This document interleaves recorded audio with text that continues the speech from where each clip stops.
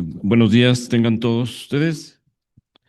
Vamos a dar inicio a esta cátedra eh, Primo Feliciano Velázquez del año 2026, que en esta ocasión será encabezada para este año por la doctora Araceli Almaraz Alvarado. Es un honor que la doctora Alvarado haya aceptado la invitación para estar al frente de la cátedra, y tendremos una serie de actividades a lo largo del año para la cual pues todos están cordialmente invitados. Entonces, quiero, bueno, primeramente darle la bienvenida a la doctora Araceli. Le transmito el mensaje de el doctor David Vázquez, presidente de la institución, y del doctor Armando Hernández Suberville, quienes no nos pueden acompañar en este momento, se incorporarán más tarde, están en una reunión con gente de la Secretaría de Ciencia, Tecnología y Humanidades e Innovación. Entonces ellos se nos incorporarán un poco más tarde. Eh, pero me indican que, bueno, que procedamos a iniciar con la sesión. Doctora, bienvenida.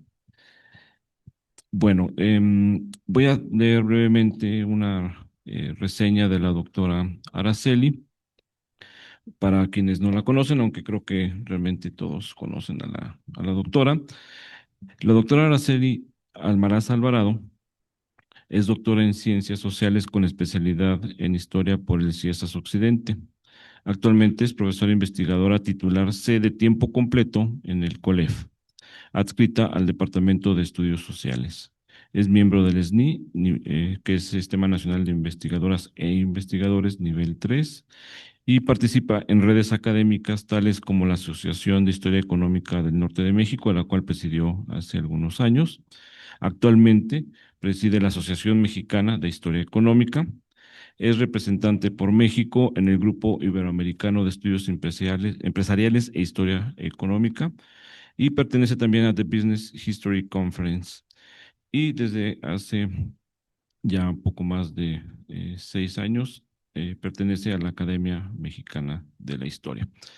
Entonces, con la sesión del día de hoy, que es propiamente la conferencia inaugural, vamos a dar inicio a las actividades de esta cátedra, que tiene, digamos, seminarios especializados, que tiene un seminario de investigación, tiene también una actividad en la cual hay una mesa de diálogo, que es una actividad que va a ser de interacción con los estudiantes de posgrado del programa de historia. Y tenemos también un coloquio, que es el 17º Coloquio Iberoamericano de Historia Económica, que se realizará en el mes de octubre. Y la cátedra además cerrará con broche de oro con una conferencia que impartirá el doctor Eduardo Matos Moctezuma. Entonces, esas son las actividades que tenemos preparadas y programadas para esta cátedra a lo largo de este año. Pero hoy nos convoca la conferencia inaugural, Rescate de la Memoria Histórica a través de la biografía, apuntes para la cátedra Primo Feliciano Velázquez. Doctora, pues le cedo el micrófono. Muchas gracias. Adelante.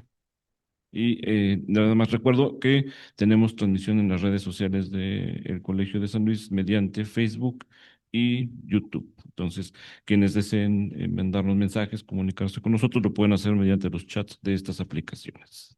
Adelante, doctora. Muy buenos días, ¿no? Ya tardes. Muy buenas tardes. Agradezco a las autoridades del Colegio de San Luis, a su presidente David Vázquez Salguero, al doctor Fernando Alanís, coordinador del programa de Historia, al doctor Sergio Cañedo por esta invitación. Y agradezco la presencia de todos ustedes, estudiantes de posgrado, colegas que han venido a esta charla inaugural de esta cátedra Primo Feliciano Velázquez, que enfocaré a lo largo del año en lo que son los temas de microhistoria, biografía e historia oral, como fuentes complementarias para el análisis histórico y precisamente con esa intención se planeó tener esta conferencia inaugural hablando del rescate de la memoria histórica a través de la biografía, apuntes para esta cátedra, Primo Feliciano Velázquez, para hacer honor precisamente a quien lleva el nombre de esta cátedra, con un trabajo que al final redundará justamente en lo que es el aporte de biografías a el desarrollo de distintos momentos de la historia de nuestro país. Así que ese será uno de los compromisos y por eso quiero, de los dos aspectos que quiero tocar el día de hoy, uno es iniciar con algunos elementos de la biografía de Primo Feliciano Velázquez.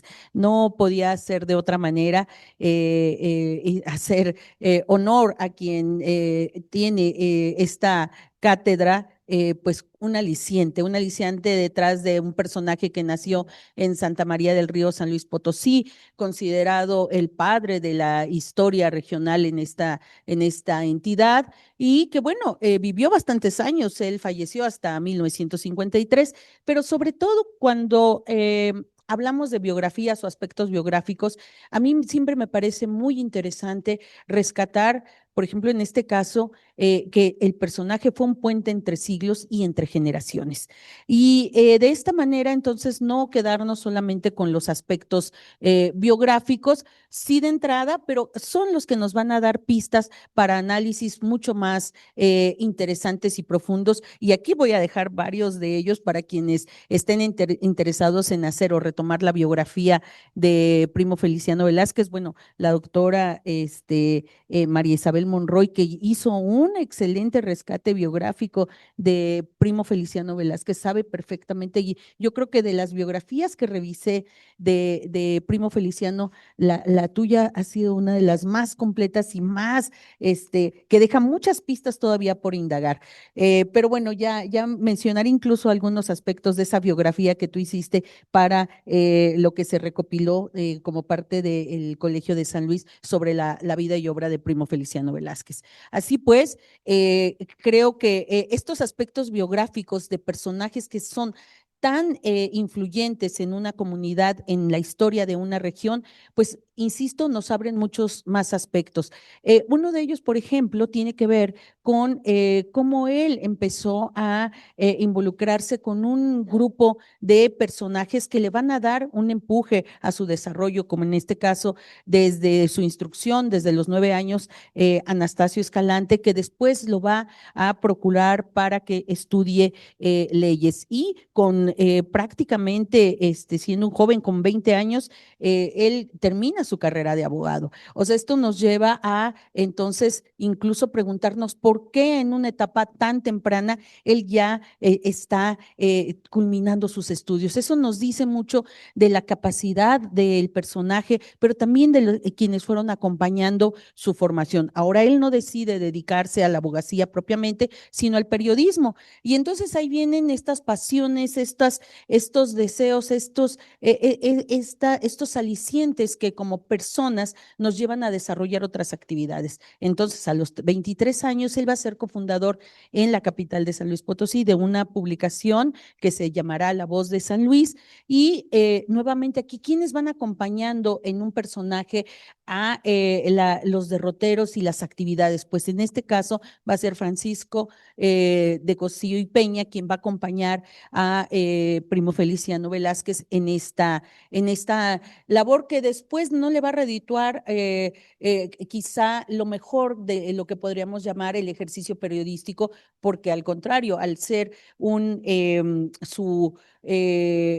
su publicación parte de una serie de pues lo que le llaman ahora una tendencia política, obviamente él no va a tener ese buen respaldo por otros grupos, no así de quienes están en el gremio, porque Ignacio Aguilar y Marocho, quien va a ser el director de La Voz de México, sí le va a dar grandes elogios e incluso le va a permitir, y aquí nuevamente vamos a ese entorno que los personajes o las biografías nos permiten indagar y entonces incluso preguntarnos quién fue Miguel Martínez, Tirso Rafael Córdoba, José Sebastián Segura. Es decir, este personaje nos lleva a tener en cuenta a ese círculo cercano que también nos importa cuando estamos haciendo análisis biográfico. Y no digo recuento de aspectos biográficos, que es muy diferente. Y en ese sentido sí tenemos que identificar cuando estamos haciendo un análisis biográfico. Y bueno, a los 23 años se va a casar con Julia Olivares, que habrá también que investigarla y ver qué es lo que pasa con este personaje que va a estar al lado de Primo Feliciano Velázquez. A los 25 años él va a comenzar esta publicación, El Estandarte, un periódico de tinte político que, insisto, le va a llevar a tener algunos sinsabores. Sin embargo, quiero hacer, y aquí pongo una nota, que ya El Estandarte por sí mismo ha sido parte de investigaciones posteriores, como la del 2017 de Juan José Rodríguez García, quien va justamente a partir de este periódico que va a durar hasta 1912, a hacer una historia de la cultura periodística, artística y literaria en San Luis Potosí en este periodo. Entonces, si se dan cuenta, los elementos que el personaje nos empieza a dejar nos permiten abrir varias vetas de estudio posteriores. Bueno, siguiendo con los aspectos biográficos, algunos de los biógrafos dicen que buscó refugio, y lo pongo entre comillas, en los estudios históricos después de estas situaciones que va a vivir frente a las publicaciones del Estandarte. Yo más bien creo, y a la hora que nosotros vamos completando una revisión de los aspectos biográficos de un personaje, pues vamos viendo que en realidad él estaba interesado en los estudios históricos. Tal es así que él va a llevar a cabo la historia de San Luis Potosí previa a la adquisición de un montón de libros y de un montón de exploraciones. A los 26 años se va a convertir, y fíjense, y aquí por eso voy a remarcar la edad que tiene, en miembro correspondiente de la Academia Mexicana de la Lengua. A los 32 va a dar un discurso sobre el descubrimiento y la conquista de San Luis Potosí. O sea, él va a desarrollar una etapa siendo muy joven, muy prolífica, y que va a ir en ascenso, en ascenso, en ascenso. Afortunadamente, gran parte de su obra está ahora en línea, que también eso nos permite, o sea, como algunos personajes y ahora las posibilidades que nos da el resguardo digital, pues nos permiten hacer descubrimientos que todavía faltan en el caso de este personaje. A los 35 años ofreció un discurso sobre la instrucción pública en San Luis Potosí durante la dominación española. Esto fue en la inauguración de la Sociedad Científico-Literaria de San Luis Potosí el 6 de junio de ese año. Y bueno, como vamos viendo, él va ampliando su red de afines de esas sociedades, esas academias, donde él va a tener pues un gran cúmulo de experiencias, pero sobre todo de interpelar con muchísima gente. Entre el 97 y el 99 va a presentar la colección de documentos para la historia de San Luis Potosí en 4 tomos, que como les decía, bueno, también afortunadamente tenemos ya disponibles en línea.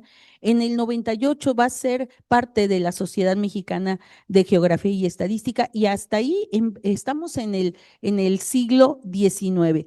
Y en el 18 él sigue, por eso les decía, es muy importante que veamos cómo ciertos personajes nos permiten enlazar generaciones y enlazar siglos. Y Primo Feliciano Velázquez es uno de esos personajes que nos va a permitir enlazar generaciones y siglos, y que vamos viendo a través de su obra, pues cómo va creciendo, ¿no? Y cómo siendo parte de estas sociedades, pues se va sumando a otras y a otras. Ya en siglo XX se va a convertir en miembro de la Sociedad Científica Antonio Alzate, que también será digna de seguir estudiando. Tiene un fondo que se calcula en más de 132,000 volúmenes y que actualmente se encuentra bajo custodia del Instituto de Investigaciones Históricas de la UNAM. Hay otra gran beta para poder estudiar, no solamente a Primo Feliciano Velázquez, sino también a la propia Sociedad Científica Antonio Alzate. En 1920 se va a convertir en miembro de la recién formada Academia Mexicana de la Historia, que en 1919 había, después de varios intentos, finalmente llegó a su nacimiento, ocupando el sillón número 20. Para estos momentos la Academia Mexicana de la Historia pues estaba muy en ciernes, todavía no tenía esa potencialidad que va a alcanzar en años posteriores, pero bueno, él va a ser parte de ellos, y yo creo que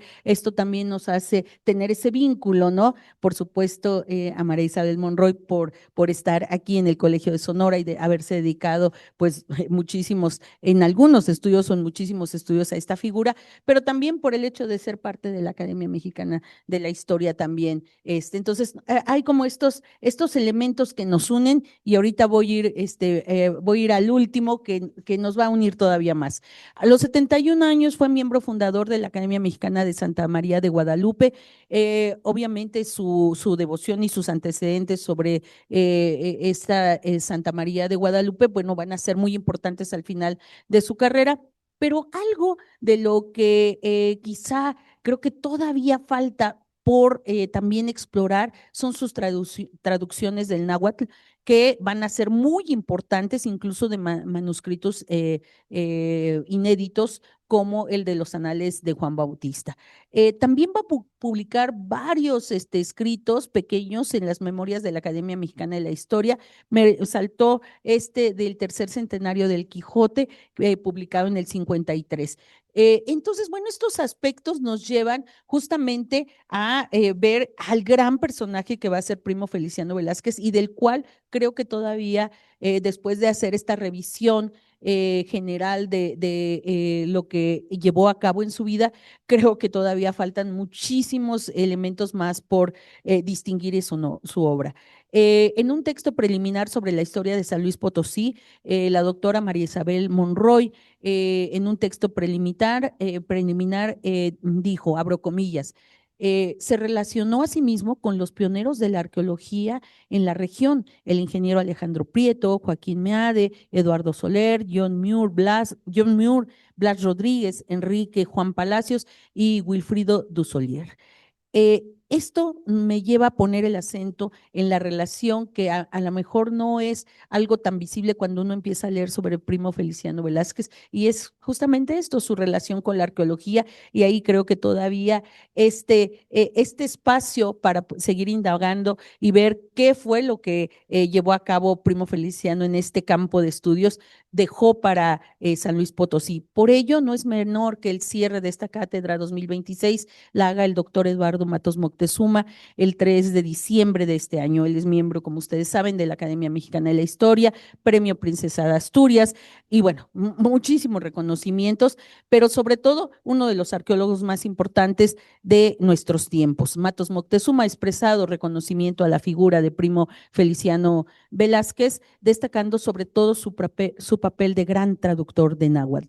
Así que con esta introducción sobre el personaje cuyo nombre está inscrito en esta cátedra, es que abro yo este espacio con esta reflexión y bueno, insistiendo en que todavía las aristas que pueden develarse de lo que llevó a cabo este personaje siguen abiertas. Algunas de las obras seleccionadas, pues las cito yo aquí en un listado muy breve, pero de verdad que tenemos una gran obra, además digitalizada, que permitirá justamente que todavía haya más estudios sobre los campos en los que se interesó Primo Feliciano Velázquez, que bueno, como ya vimos rápidamente, el periodismo, pero también la literatura y la poesía, la historia, por supuesto, es considerado el padre de la historia regional en San Luis Potosí, en la arqueología, por supuesto, y en la abogacía, que si bien no fue su dedicación mayor,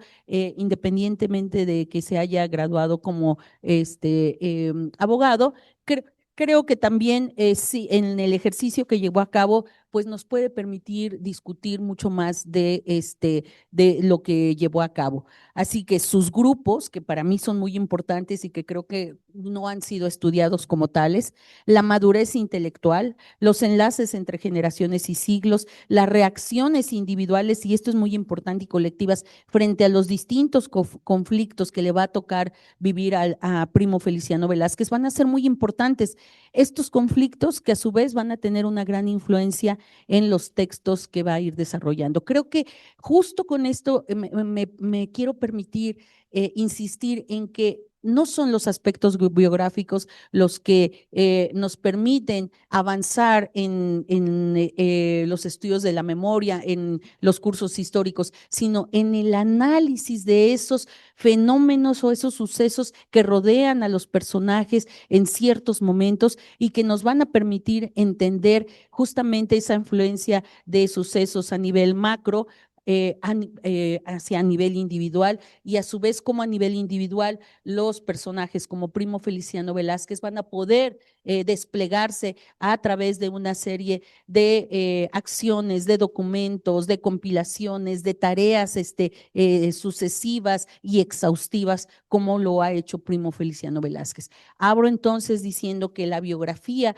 nos permite, más allá de ese recuento cronológico que hacían los primeros historiadores desde una versión muy positivista, a trasladarnos a esta historia crítica, a esta historia de las biografías como parte de la conformación de los cursos históricos. En ese sentido, creo que el recurso biográfico nos da muchísimo para el rescate de la memoria histórica, y teniendo como eje a un personaje de esta región, ya ustedes lo vieron, todavía nos queda mucho por hacer, creo, muchísimo por hacer de este personaje.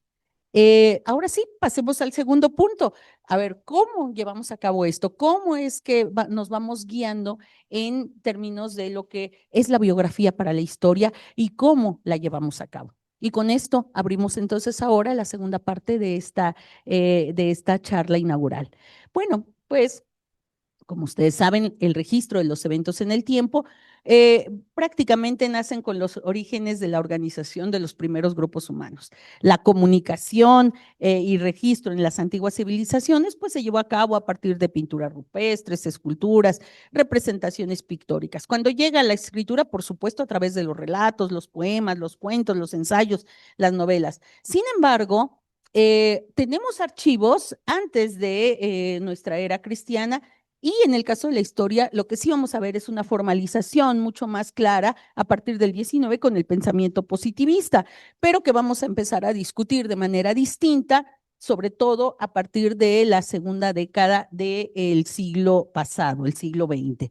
Y son aspectos que debemos de tener muy en cuenta.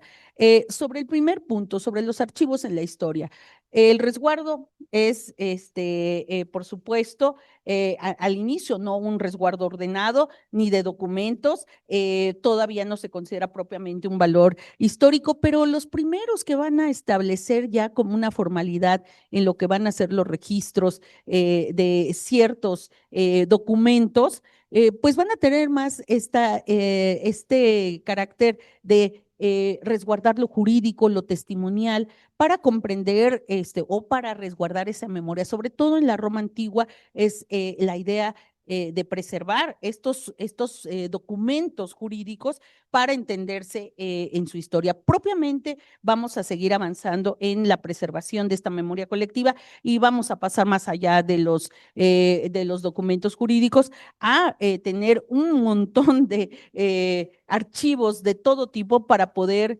resguardar esa memoria. La clave para analizar la historia desde los archivos, por supuesto, tiene que ver con la propiedad de la tierra, actividades productivas, empresas, si se quiere, administraciones públicas sobre todo, ¿no? Y organizaciones de cualquier tamaño que en la antigüedad van a estar ligados, sobre todo, insisto, a cuestiones administrativas y jurídicas, porque era lo que importaba resguardar. El primer archivo de la humanidad está asociada justamente a no documentos en papiro, sino a tablas como la que ustedes ven en esta imagen, donde pues se van a tener información sobre aspectos administrativos, religiosos, por supuesto, también el comercio era muy importante, tratados, textos literarios y listas de vocabulario. Como les digo, esto es en lo que refiere a archivos, pero ¿cuándo empezamos a pensar en la historia realmente como una disciplina? Bueno, esto nos lleva justamente al siglo XIX y a este pensamiento positivista que pues va a ser muy cuestionado, sobre todo ya a inicios del siglo XX, sobre todo por el método que, si bien está encaminado a un orden lógico, para el caso de la historia prácticamente vamos a cuestionarlo de manera muy rápida, ya que estas premisas que se marcan en un eje de análisis inamovible, pues no se puede sostener desde la historia. La causalidad como parte de los procesos que exigen una verificación de la verdad, pues tampoco, porque tenemos elementos, tenemos hechos a partir de documentos que no necesariamente esos datos nos permiten hacer una verificación puntual. De ahí que instrumentos y técnicas de medición desde la perspectiva positivista, como son la encuesta, los cuestionarios, muestras, el registro del dato, el análisis estadístico, va a ser muy difícil sostenerse para la historia en sí como disciplina. Los riesgos, por supuesto, esa generalidad de las afirmaciones, la obviedad de particularidades, y sobre todo esta distancia entre historiador y documento, entre historiador y archivos, y un sentido muy separado de lo subjetivo. Por supuesto que todo esto va a ser cuestionado a partir del siglo pasado, a partir de los años 20, con una influencia muy grande desde Francia. ¿Qué pasa con esta historia tradicional a fin que se impulsó a finales del siglo XIX? Pues bueno, que los hechos no están refrendando la colección de documentos que los validan, que no hay una reflexión sobre aspectos de raza, de género, de la distribución del poder. Y aquí nuevamente vuelvo al punto del aspecto biográfico. Prácticamente los historiadores de la Escuela de los Anales en Francia van a estar marcados sobre todo por la Primera Guerra Mundial, y eso les va a dar una visibilidad, una visión a sus críticas y a sus aportes, que justamente van a hacer esa dialéctica entre los sucesos a nivel regional e internacional, y su propia capacidad de análisis de lo que de lo que era en aquel entonces una síntesis histórica basada en cronología de hechos, ¿no? Tampoco hay dimensiones a discutir propiamente desde esta primer perspectiva positivista, y entonces las narrativas van a ser lineales. No va a haber reflexión sobre el contexto ni del espacio, y por eso aquí la geografía va a ser muy importante justamente a partir de los años 20, al ser comprometida como un elemento central para una nueva forma de entender la historia. Así que el método positivista influyó en la historia, pero simplemente podríamos decir, al ocuparse del tiempo pasado. Sin embargo, lo que nos va a permitir, pues justamente es ese cuestionamiento que va a dar cuenta, pues no solamente a lo que se le llamó la Escuela de los Anales en Francia, sino a la perspectiva cultural, a la historia social, incluso todavía mucho más recientemente, Emmanuel Wallerstein dice, bueno, la distinción entre el pasado y el presente no existe. La distinción entre el nosotros y el los otros tampoco existe. Lo que existe es la distinción entre áreas separadas de la modernidad, el mercado, el Estado, la sociedad civil, como un elemento falso, porque en realidad todas están de manera conjunta, y esto es lo que nos permite esta escuela crítica. Entonces, desde 1920, la revista de Anales de la Historia se va a convertir como en ese espacio para empezar a discutir no solamente la historia de ciertos momentos, sino la historia social, la historia religiosa, y se va a dar realmente ese rechazo a la postura positivista. Pero algo muy importante que se va a gestar de estos momentos, y lo vamos a ver incluso en las tradiciones que se van a desarrollar en México, la perspectiva de la larga duración y la incorporación tanto de la economía y la geografía. Esos elementos son importantes, y de repente no sé si ustedes lo han oído o se los han comentado en sus clases sobre la larga duración. Pero ¿qué es esto de la larga duración? ¿Simplemente es hacer un análisis de largo tiempo? Pues no.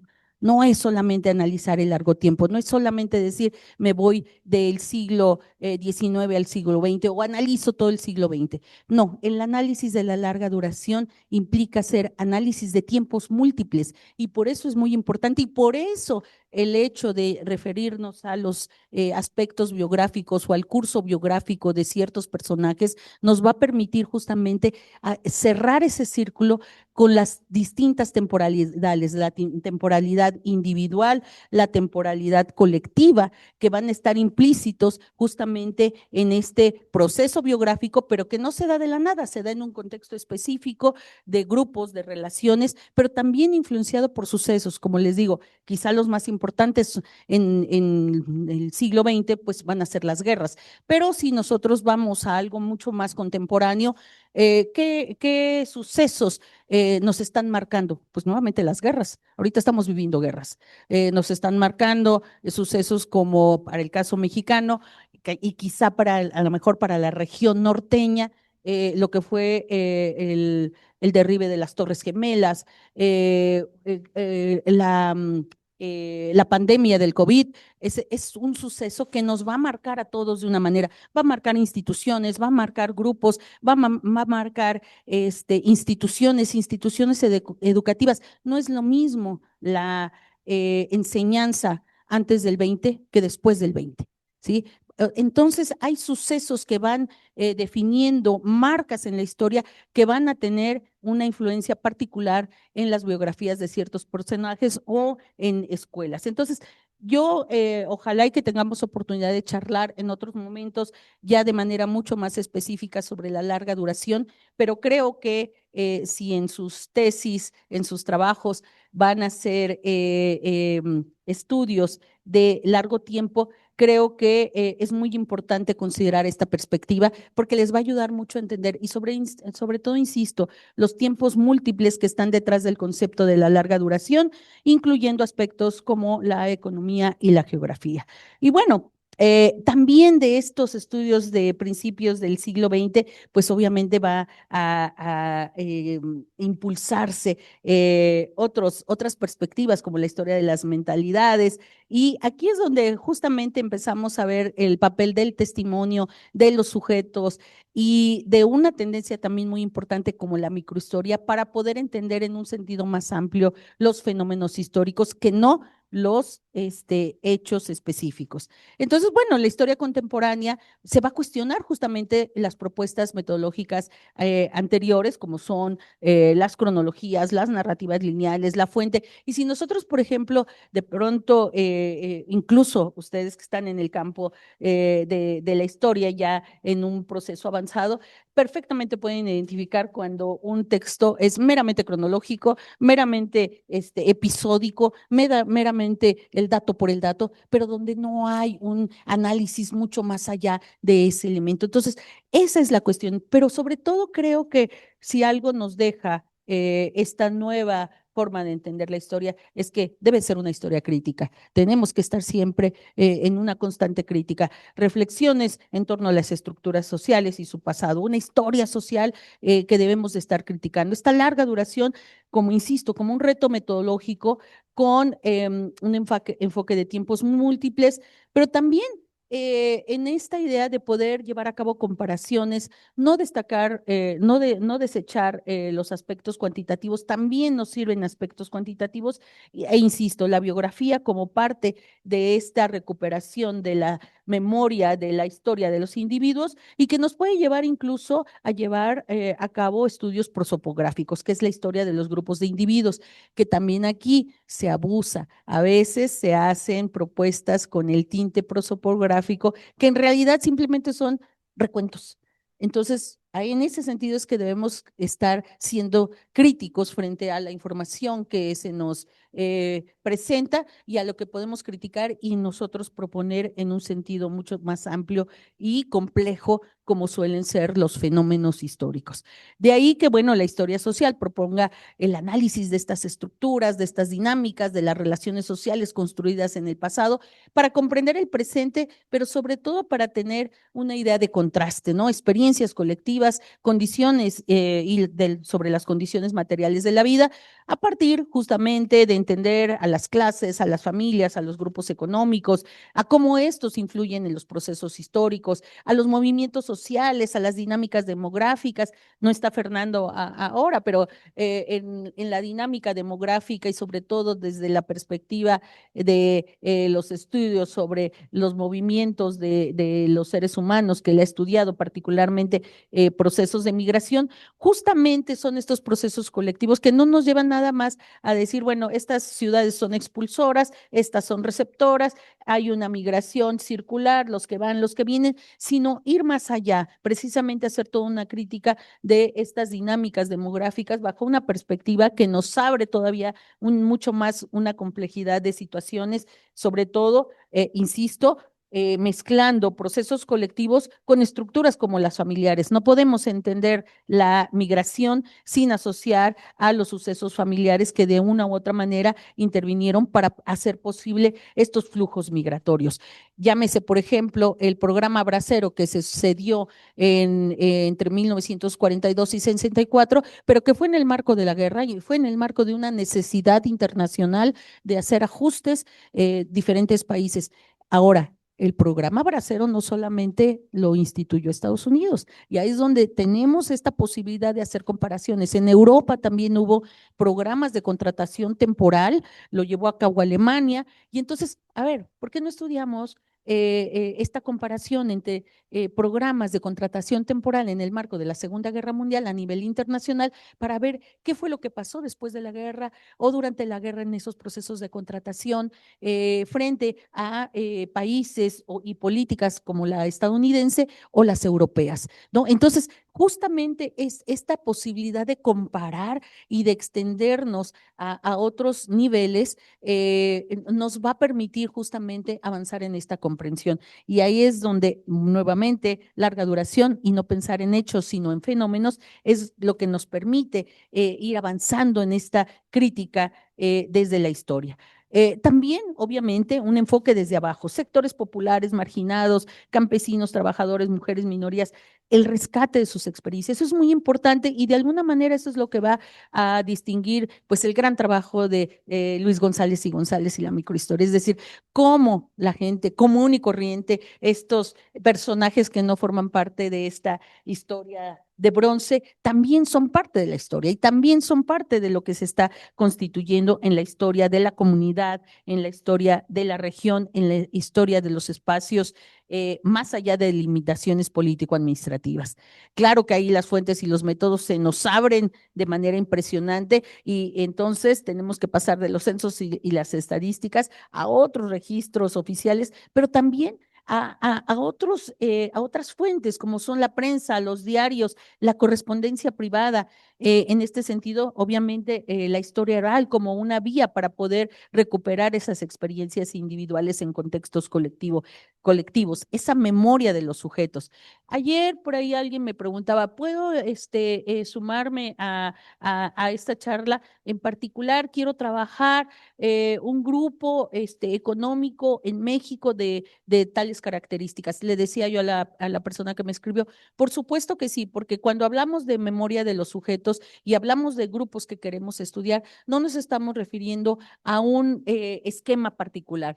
Podemos nosotros problematizar sobre los grupos que queremos y sobre ello ir avanzando. Así es que, adelante, podemos, no es propiamente es el estudio de un tipo de biografía o de un tipo de grupo, sino el explorar y explotar la experiencia de acercarnos a las experiencias individuales como una forma de completar este análisis completo, esta historia total del que también se nos habla por algunos de nuestros colegas. En cuanto a métodos, por supuesto, insisto que el cuantitativo no puede dejar de utilizarse y de hecho, fíjense, en el gran trabajo de Luis González y González sobre San José de Gracia, él nos ponía las sectarias, las sectarias, la disponibilidad de tierra para ocuparse, nos ponía la cantidad de productos agrícolas que se estaban. Es decir, los datos estadísticos siguen siendo importantes para ser justamente complementario con lo que nos puede dar la historia oral. Ahora, el análisis comparativo también como parte de esta comparación de lo que sucede entre comunidades contiguas, no tan contiguas, diferentes regiones, periodos que nos permitan identificar patrones sociales y comunes. Cuando hablamos de grupos, a ver, un mismo grupo con características similares, una época antes, una generación antes, un siglo antes, nos permite precisamente. Entonces, cuando de pronto nos dicen, bueno, no, es que desde la historia o estudios culturales, las estadísticas no se usan, no, yo digo no, o sea, al contrario, nos sirven muchísimo. Las estadísticas nos sirven justamente para hacer ese refinamiento de lo que vamos indagando en nuestros avances desde la historia de los grupos, la historia oral, las biografías, ¿no? Y por otro lado, la interdisciplinaridad, es decir, esta convergencia entre la economía, la sociología, la antropología, para llevar a cabo una excelente interpretación histórica, es básica. Es decir, no tenemos por qué seguir haciendo eco de esa división de las ciencias sociales cuando el lenguaje, los intercambios siguen mediados por lo que comemos, lo que producimos, lo que intercambiamos, el dinero, les hago, voy a hacer aquí un recuento, estamos organizando un congreso internacional el año que entra, el Congreso Latinoamericano de Historia Económica, y resulta que ahora el dólar está más bajo que el peso. Y entonces ahora no podemos cobrar en dólares, tenemos que cobrar en pesos.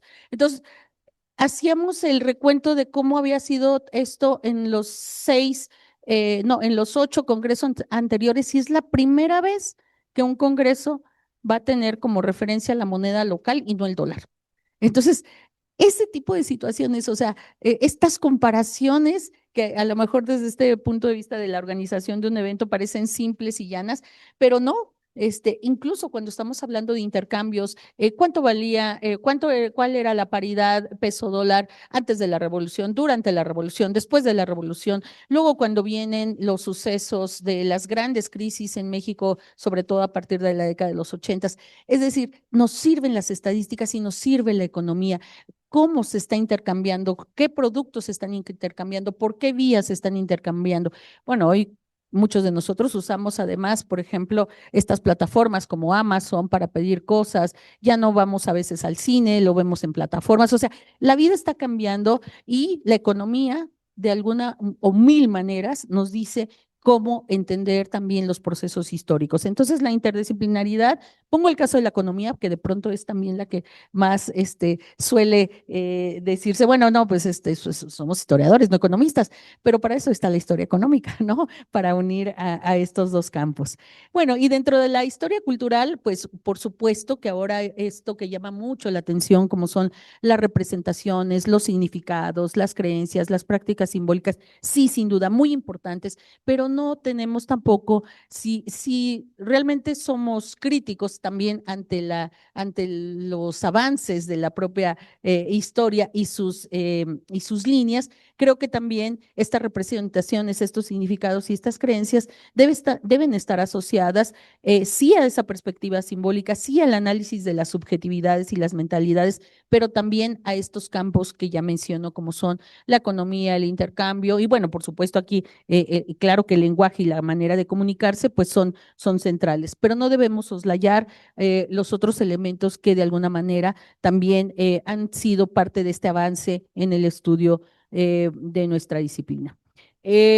Fuentes y métodos, por supuesto, textos literarios, filosóficos se unen ahora con mucha más puntualidad, aspectos relacionados con arte, objetos materiales, rituales, costumbres, pero sobre todo yo apuntaría a los dos últimos aspectos, correspondencia, diarios personales, como una simple referencia de fuentes que nos pueden dar información, pero historias de vida, la vida común, la cotidianidad. De hecho, el Colegio de México tiene un seminario sobre vida cotidiana que ha sido muy exitoso y ha tenido una larga vida, justamente porque en la cotidianidad y en las historias de vida siempre podemos encontrar mucho más para hacer valer esa historia crítica. Análisis simbólico, por supuesto, la contextualización, que para nosotros nos debe de ser ahora muy normal, pero que para otros momentos eres simplemente el dato. No, nosotros estamos obligados a hacer esa contextualización para poder hacer comparación. Y desde los estudios o la perspectiva de la historia cultural, por supuesto que el contexto histórico es muy importante. Y bueno, el estudio detallado de los casos individuales o comunidades, tal y como lo hizo Carlos Ginsburg o como Luis González y González, pues nos permiten ya tener una historia total, o desde los estudios culturales, también esta descripción densa de la que hablan Clifford Geertz y otros, pues de alguna manera justamente empuja hacia entender estos microcosmos desde una manera muy compleja y amplia, con enfoques, insisto, interdisciplinarios, donde la antropología, la semiótica, la lingüística, los estudios literarios son importantes para interpretar esos significados culturales. ¿Cómo ha sido esta historia en México? Bueno, pues se ha también impulsado el análisis de las estructuras, las dinámicas y las experiencias colectivas de distintos grupos sociales. Ustedes seguramente desde sus clases en los cursos, tanto de maestría o de doctorado, pues habrán sido motivados a llevar a cabo monografías, pequeñas historias, para dar cuenta justamente de estas de estructuras y dinámicas.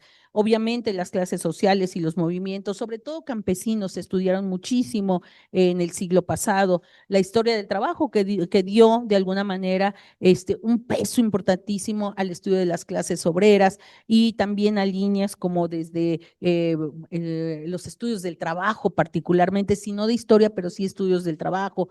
La historia de los pueblos indígenas, ahí sobre todo instituciones como CIESAS que fueron muy importantes en este tipo de trabajo, formas de resistencia y autonomía frente a la colonización y el Estado mexicano, y cada vez más estudios sobre siglos XVII, siglo XVIII, estos tres siglos de colonización, pues han sido importantes. Y recientemente la historia del género y el papel de las mujeres, pues bueno, ha sido ya un recurrente, ¿no? También la historia de la educación ha sido, por supuesto, un espacio de interés y de debate, sobre todo en comunidades rurales, ¿no? Esta resistencia cultural y sobre todo pues a raíz de situaciones como el alzamiento en 1994 del ZLN dio para muchísima investigación sobre estos espacios de las comunidades rurales, no solamente desde la intervención de este ejército. Pero bueno, Educación y Revolución en México, sin duda, de Luis González y González, una referencia obligada en esta perspectiva de la historia social en México. La historia de las migraciones, como les decía, no solamente internas, sino también externas, este programa Bracero, pero también las condiciones de vida de los migrantes, las remesas, las relaciones laborales transnacionales han sido aspectos que van siendo cada vez más vistas. La historia de los movimientos estudiantiles no la pongo en negritas porque quizá, bueno, se dio muchísimo el auge de estos estudios, pero recién ahora ha tenido ya un menor interés por parte de los estudiosos. Sobre historia cultural en México, ¿cómo avanzamos? Pues bueno, también se hicieron contribuciones importantes a lo que se le ha llamado la historia de las mentalidades, que refiere a las transformaciones culturales, y ahí, bueno, pues tenemos, tomo dos referencias como la de Carlos Monsiváis o la de Pilar Gonzalvo, sobre aspectos muy particulares sobre la fiesta, el deporte, el espectáculo, la relación con la religión y la vida cotidiana. En términos de la representación, pues bueno, los aportes de Enrique Florescano, de Claudio Lonmitz, Roger Bartra, Alan Knight, seguramente por algunos de ustedes estudiados ya, pues nos permiten entender mucho más sobre imágenes, símbolos de poder, identidad y cultura. Ahí también México ha avanzado y en ese sentido, bueno, pues creo que el hecho de que esta cátedra, desde mi parte, la haya propuesto justamente para enfocar la historia oral, la microhistoria, el rescate de la memoria a través de la biografía, tiene que ver justamente con estos ejes que ya planteábamos ahorita de inicio. La historia no se ocupa de la palabra muerta, sino de la experiencia viva. Lo que analizamos son procesos que siguen vivos. Yo incluso les podría decir que el reto de lo que fue la Escuela de los Anales en el siglo pasado, en la década de los 20, sigue viva, seguimos haciendo historia crítica, seguimos haciendo análisis y complejizando y llevando a problematizar fenómenos de la lengua, de las creencias, de los intercambios. Eso sigue vivo, seguimos encontrando en estos múltiples tiempos de la larga duración nuevos cuestionamientos. Debemos hacer más preguntas, seguir problematizando e investigando como lo hizo Primo Feliciano Vázquez y seguir contrastando grupos, espacios, fenómenos, ¿no? En una palabra, hacer una historia crítica sobre lo supuesto verdadero que de pronto se toma como tal, o sobre lo falso, que también, sobre lo falso hay también que, bueno, ver qué tan falso es lo falso o qué de verdad tiene eso falso que se dice, se escribe, pero también sobre lo probable, es decir, con nuestro ejercicio cotidiano desde el campo de la historia, desde la perspectiva que consideremos, seguir contribuyendo a la epistemología de la historia. Yo soy una ferviente creyente de que requerimos rescatar los testimonios como fuentes. Además de los documentos que nos llevan a comprender fenómenos y procesos, para mí la experiencia de los sujetos es un elemento importante para rescatar esa memoria histórica. El ir con una persona que tuvo la oportunidad de vivir 80 años, 70 años y decir, bueno, tu memoria puede servir para poder acercarnos a esos procesos, a esos fenómenos desde donde yo no lo vi, para mí es muy valuable. Entonces, la historia no es propiamente esa ciencia del pasado por entero, sino lo que es diferente en el presente y cómo estamos en ese constante contraste de sucesos y fenómenos. La historia, para mí, como para muchos otros historiadores, es la ciencia de los hombres y mujeres en el tiempo. La nueva corriente, insisto, está presente aún, está en construcción. Si bien tuvimos un distanciamiento que no un corte, y ojo, no un corte con el positivismo, un distanciamiento para poder reformular, para poder criticar y para afinar nuestros objetos de estudio, para formularnos preguntas e interpretar ese pasado desde esa historia crítica con los cambios y las transformaciones de las sociedades en su devenir. Mi campo de estudio es la historia empresarial, sobre todo son las biografías empresariales, pero también es la construcción de una región como la norteña, la del noroeste de México, que tiene que ver con esos hombres y mujeres que llegaron de Estados Unidos, que llegaron de España, que llegaron de Alemania, que llegaron de otras latitudes, los armenios, los libaneses, y que no podríamos comprender sin justamente esos grupos, pero también con sucesos como la apertura del Canal de Panamá. Y si ustedes se preguntan, ¿por qué el Canal de Panamá? Bueno, pues como con el Canal de Panamá también se empieza una serie de sucesos de proyectar a California, ¿no? A San Diego, a San Francisco, a Los Ángeles. Y entonces San Diego suma a Tijuana como parte de esa oferta turística y cultural. Y entonces se suma mi región y entonces ahí emprende su ruta hacia el turismo. Y entonces ya no es que, bueno, la historia negra de Tijuana, que produjeron varios pseudohistoriadores, sino es la historia de una región en un contexto donde hay oportunidades y hay personajes que se van a sumar. Viene la prohibición y entonces lo que fue prohibido para un lugar se convierte en oportunidad para este lugar. Y entonces, ¿quiénes son los que van a impulsar estos negocios? Pues uno no, hasta que te metes a indagar, te das cuenta que uno de los grandes personajes venía de Monterrey y estaba sentado con los que estaban organizando la Feria de las Flores para inaugurar el Balboa Park. Y entonces dice, levanta la mano y dice, yo también quiero que se sume Tijuana a estas festividades. Y entonces es como se suma Tijuana con un hipódromo, dos casinos, aunque ya venía un antecedente desde 1886 con viajes de carretas desde el Coronado a ese Old México que era Tijuana. Entonces, y entonces nosotros vamos, mediante la historia de esos personajes que nos van permitiendo entender, pues vamos descubriendo. Y entonces descubrimos que había aguas termales. Y entonces descubrimos que había un doctor en San Diego que fue el primer presidente de la sociedad de médicos en San Diego, que dijo, voy a curar aparte de mis enfermos en las aguas termales de Tijuana. Y ahí creó su primer espacio para atención, que se convirtió después en un hotel. de las hot springs y de ahí viene agua caliente. Entonces, si se dan cuenta, estas experiencias de individuos que nos van permitiendo entender un contexto regional en términos de una oferta turística. Bueno, pues todo esto tiene que ver con cómo problematizamos, con ese método de utilizar un lenguaje específico y herramientas de análisis determinadas. Eso es lo que nos permite a nosotros los historiadores aportar, estudiar el ser, pero no el ser particular, sino el ser colectivo en el tiempo, de esas rupturas, de esas continuidades, de esas innovaciones y transformaciones que en una sociedad en el largo tiempo nos van diciendo por qué Tijuana es Tijuana, ¿no? O porque Mexicali es Mexicali, o porque San Luis Potosí es San Luis Potosí. Entonces, pensar la historia y su relación con el presente para así darle legitimidad a lo que estamos haciendo y no saber por saber o decir, bueno, pues voy a hacer la biografía de este personaje. No, no. O sea, la biografía de un personaje tiene que estar enmarcada justamente en ese gran marco de fenómenos sociales que nos permiten entenderlo, comprenderlo y esas infinitas posibilidades que nos dan esos fenómenos a través de esos personajes que a través de su historia, de su memoria, nos van a permitir rescatar eso que no podemos saber de otra manera sino a través de su palabra. Comprender también las crisis de nuestro tiempo, guerras, depresiones, justamente también a través de estos personajes.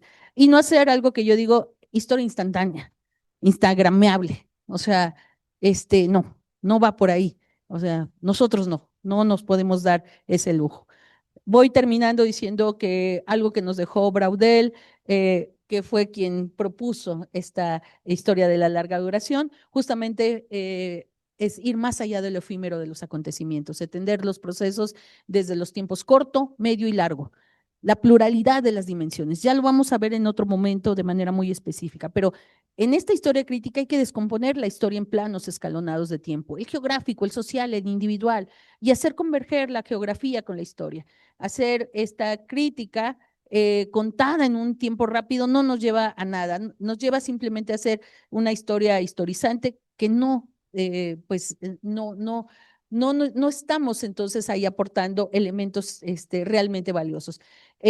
Braudel nos dice, hay que proponer una teoría y un método para entender la memoria individual y colectiva. Por eso, para mí, la larga duración está forzosamente implícita en esa recuperación de la memoria de los sujetos. Atención a los momentos en que la historia puede descomponerse y sí, ¿cómo podemos ver esta descomposición? Justamente a través de las historias de los personajes, estas pistas que nos ofrecen para entender cómo era una organización social, una comunidad y después cómo dejó de serlo y cómo después se fue descomponiendo y cómo si ustedes le preguntan a una persona de edad, no, es que aquí antes llovía mucho, ay, es que aquí en sí, en la crecida del río. Y entonces esos relatos que nos van dejando esas huellas de la organización cultural y social. Entonces, investigar la relación entre tiempos de experiencias para mí es lo más maravilloso cuando nos podemos acercar a la memoria de los sujetos. Tratar de ver en esos relatos esa superposición de temporalidades y entrelazamientos entre lo micro y lo macro. Y no es fácil porque hacer entrevistas, ser inmerso, es entablar un diálogo con quien está interpelando contigo, no es fácil.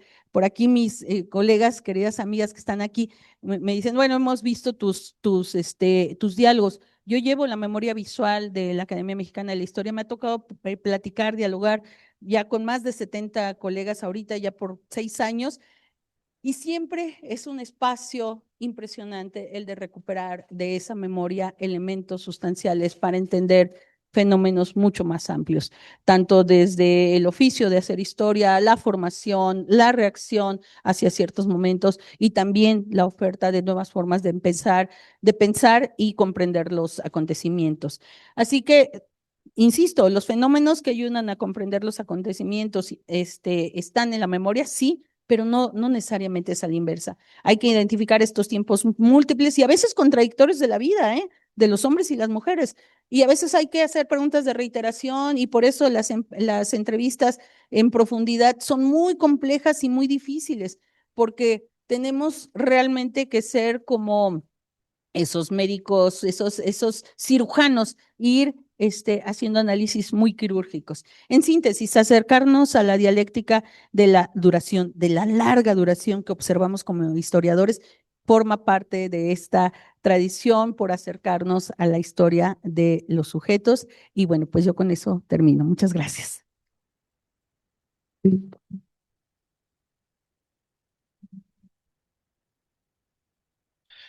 Muchas gracias, doctora Araceli Almaraz, por esta conferencia inaugural, Rescate de la Memoria Histórica a través de la biografía, puntos para la cátedra Primo Feliciano Velázquez, que bueno, que en realidad tenemos también parte ya del, propiamente de los ejes que se verán a lo largo de la cátedra Primo Feliciano Velázquez, ¿no? Por lo menos tenemos estos elementos que llevan propiamente el título de la cátedra, que es Microhistoria, Biografía e Historia Oral, fuentes complementarias para el análisis histórico. Entonces, como pudieron ustedes escuchar, en esta explicación, ¿verdad? La doctora nos está dando un planteamiento amplio sobre cómo podemos hacer la historia recurriendo a otras formas, otras comprensiones. Y en este caso, bueno, la doctora muestra ese músculo brodeliano, evidentemente, ¿verdad? Bueno, me parece que tenemos oportunidad para que ustedes hagan comentarios, preguntas. Antes nada más recurro rápidamente a a una nota que tenemos en redes sociales. Rocío Hernández Pérez nada más comenta, muchas gracias, gracias por estos datos se nos proporcionan y los cuales nos ayudan, que son muy acertados porque a veces nos restringimos en el análisis, ¿no? Entonces lo ofertado ayuda a ampliar precisamente estos análisis. Entonces, bueno, yo quisiera abrir el espacio para diálogo con la doctora Araceli, quien dice yo, igualmente quien quiera participar en línea, les pido por favor que mediante el chat pongan sus comentarios y preguntas. Por aquí, ¿quién levanta la mano? Sí. ¿Te dejo este micrófono? Si no nos escucha.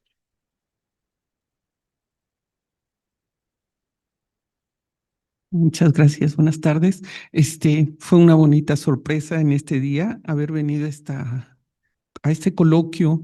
Yo me gradué por la Universidad Veracruzana en Economía, pero pues por cuestiones de la vida vine a dar acá precisamente tratando de buscar fuentes de información en mis tiempos que hice la tesis, que fue en el 92, en el 93, 94, más 94, más bien 94, tratando de buscar fuentes actualizadas para datos sobre lo que era el mercado interno dentro de nada más para el caso Ciudad de San Luis Potosí, pues me di cuenta que no había nada y me tuve que ir a las bibliotecas y me encontré precisamente con Primo Feliciano Velázquez. Leí sus libros ya nada más por pasión, porque me gusta la historia. Impactó mi vida. En ese momento yo rentaba, era una mujer joven, y él determinó con sus relatos, con su historia, que yo no comprara una casa ni en la calle de Reforma, ni en la calle de Mariano Jiménez, porque son ríos. Así que los que se vayan y se quejen de que se les inundan las casas, perdón, pero el río llegó primero. Entonces, yo leí sus relatos. Al final, porque yo seguí yendo al margen de hacer mi tesis, gracias, por suerte me gradué, ¿verdad? Me titulé. Este, me dieron risa sus relatos de los zapatistas, ¿no? Que eran malos y entraban y robaban. No, yo lo comprendo, me dieron risa con muchísimo respeto a él porque dije, bueno, como decía aquí la ponente, no solamente es lo que alcanzas a ver en pequeño, ahora tenemos la posibilidad de expandir y tratar de ver todo el entorno, los antecedentes, el contexto de esos campesinos que entraron con la palabra zapatistas, pues a robar porque se estaban muriendo de hambre en sus pueblos, ¿no? Entonces, pero por supuesto esa fue una reflexión que yo hice y lo comprendí también a él y le agradecí el hecho de haber colectado todas los eventos, toda la historia que él pudo, ¿no? Yo creo que aquí hay una tarea que tiene que hacer San Luis Potosí para recuperar su acervo y empezar a descentralizarlo, porque muchos historiadores tienen que desplazarse de aquí a la Ciudad de México o a Austin. Yo me gradué en Ciencias de la Información en la ciudad de Austin y me di cuenta que muchos acervos, tan solo el de Bledos, está completito allá. Y me tocó ver políticos, me tocó porque yo trabajé en la biblioteca de Austin, en la biblioteca especializada en literatura en español, que llegaran políticos a querer vender los acervos de México que ellos tenían disque custodiados, ¿verdad? Porque ya los andaban vendiendo por allá. Entonces, muchachos, ya lo último que les quiero decir a ustedes, gracias por estar aquí. Las ciencias sociales nunca deben desaparecer, punto. Es que ahí viene la física cuántica y en los hombres jóvenes que están trabajando en la ciencia, que determina la manera en que ustedes están trabajando, que es tener una laptop enfrente. Pues para ellos en las nuevas fórmulas, la física clásica que es mecánica va a desaparecer y viene un momento, como decía la ponente, eventos múltiples. No existe el tiempo. La verdad, sí, yo desde acá, desde mis 60 años, les digo, ahí se los dejo de chamba porque yo misma no lo entiendo. Pero hay una película del Hombre Araña donde se rompen las dimensiones y todos los hombres arañas están pasando al mismo tiempo. Esa es tarea que a ustedes como historiadores jóvenes que están rompiendo fronteras les va a tocar tener que tratar de ver cómo se van a replantear la historia. Es mi participación y pues gracias por estar involucrados en las ciencias sociales.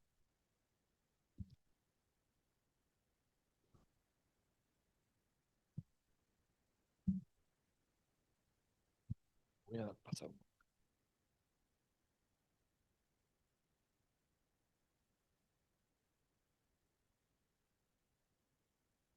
Bueno, gracias. Haz un pequeño comentario. Yo estoy trabajando a Primo Feliciano a partir del estandarte.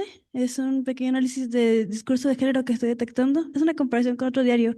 Entonces quería saber si de casualidad me podrá compartir alguna bibliografía que tenga, porque uno de los capítulos es enfocado en Primo Feliciano y el estandarte y cómo se posiciona, no tanto desde el ámbito biográfico, sino un poco del ámbito social, de ver cómo se posicionó, porque es prácticamente lo que estoy trabajando es toda la vida del estandarte y ya lo consulté completo. Y sí estoy como que buscando bibliografía complementaria. Eh,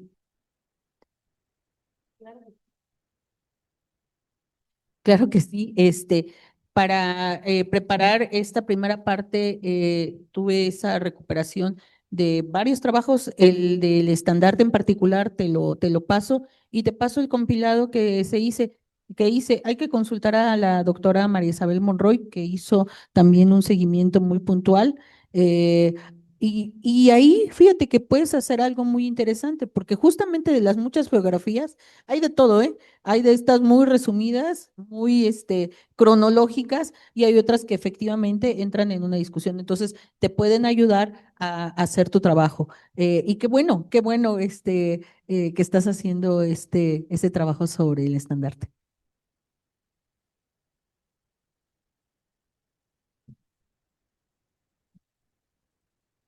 Gracias, pues Araceli, magnífica tu conferencia. Y yo quería compartir contigo una inquietud que ya compartí con ellos. ¿Cómo vamos a historiar este siglo XXI?